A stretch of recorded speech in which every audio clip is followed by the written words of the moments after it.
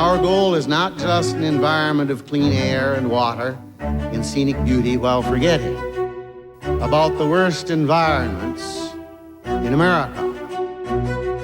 Our goal is an environment of decency, quality, and mutual respect for all human beings and all other living creatures.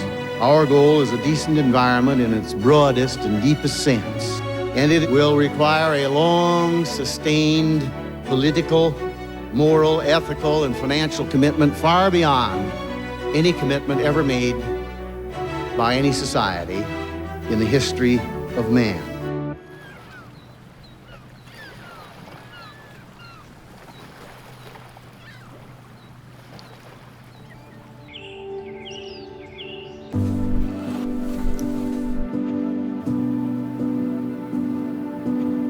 My name is Tia Nelson. I am the daughter of Gaylord Nelson, the founder of Earth Day. My father was an extraordinary dad. He was an extraordinary leader. Growing up as his daughter, it was mostly a great privilege, but also I felt a heavy sense of duty to public service and to making a difference with my life. I work for the Outrider Foundation. Our goal is to educate people about big global challenges like climate change. One of my favorite quotes from my father was delivered on the eve of the first Earth Day in 1970. He said, ecology is a big science, not a narrow one. It's a big concept, and it is concerned with all the ramifications of all the relationships of all living creatures to each other and their environment. So when he talked about the environment, he talked about ecology and environment in the broadest sense, in the most inclusive sense. That idea resonated with students across the country. Collectively, they made a difference that was unforeseeable. This movement and this fight is about all of us, because what is more fundamental than the air that we breathe, than water, than the soil that we stand on, than the land that we love? Like, what is more fundamental to every single one of us than that? My name is Virginie Prakash. I'm from Boston, Massachusetts, and I am one of the co-founders of Sunrise Movement. We are building a movement of young people all across this nation to stop the climate crisis and create millions of good jobs for our generation in the process. And when I began looking back into what the first Earth Day was like, what it meant, the level of people who got involved, the kind of political action, I think for me, Earth Day now is about getting back to our roots. My father was brilliant at working across the aisle to build consensus. He knew when to compromise, he knew when to stick to his principles. Think of all of the important environmental laws that were passed after that first Earth Day, and they were passed with significant support from both parties. For 6 years, I said that climate change was nonsense, in as much as I represented Greenville, Spartanburg, South Carolina, probably one of the reddest districts, the reddest state of the nation. That was the end of the inquiry for me. So I admit that's fairly ignorant, but that's the way it was for 6 years. So I'm Bob Inglis, and I run an outfit called RepublicEN.org, where conservatives, convincing conservatives that they're really good on climate and that they've got the answer. It's free enterprise innovation.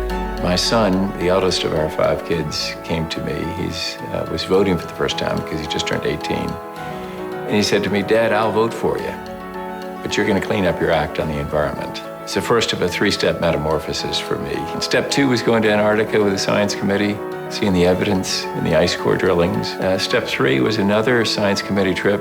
It's there that at a stopover at the Great Barrier Reef, great blessing there was meeting an Australian climate scientist named Scott Heron, and just being inspired by his faith to act on climate change. When Bob spoke about climate change while serving in the United States Congress, he was primaried and he lost his election. He was attacked for speaking the words climate change. This was a transformative moment in his life and led to him dedicating his whole career today to addressing the climate change challenge. For young people growing up in this country, we have been defined by the climate crisis. People who have been born after the year 2000 have never lived a year on this planet that wasn't one of the hottest years on record. We are the climate generation.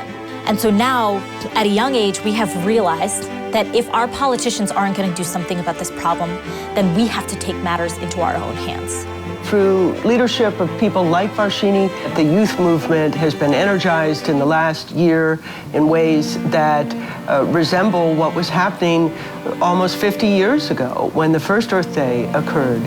There comes a place where activism drives even the crustiest old-timer to decide to get involved. I don't think there's any other issue viewed in its broadest sense, which is as critical to mankind as the issue of the quality of the environment in which we live. Environmentalism is not a partisan issue. Environmentalism is a quality of life issue for all of us. You know, I'm very optimistic about the future. I think we're going to solve climate change. It's going to be that conservatives come together with progressives to figure out we're literally in this together. This is about not just changing light bulbs, this is about changing our politics. And if anything, we will be successful because we do it together. I want the youth of today to know that I have done everything that I can to ensure on the 100th anniversary of Earth Day, we are celebrating a brighter future. We're at a critical moment in history. We have an opportunity to address the greatest environmental challenge of our time. Are we able? Yes. Are we willing? That's the unanswered question.